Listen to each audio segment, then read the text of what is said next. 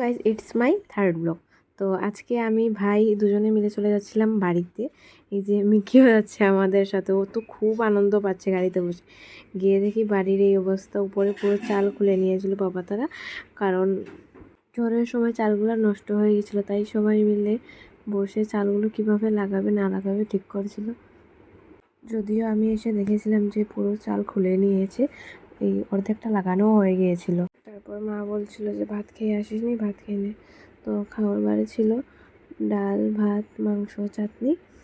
তো খেয়ে তারপর এই যে ঘরে নোংরা লেগেছিল চাল পরিষ্কার করার জন্য, এগুলো পরিষ্কার করলো।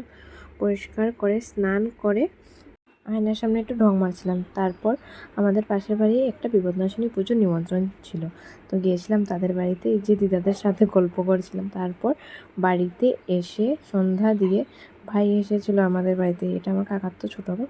ও এসে বলছিলো দিদি আমাকে ফটো তুলে দে, তো ওর সাথে গল্প টল্প করেছিলাম। তো আজকের ভিডিওতে এতটুকুই ছিল। যদি ভিডিওটা ভালো লাগে থাকে তাহলে লাইক, কমেন্ট, শেয়ার করে দেবেন।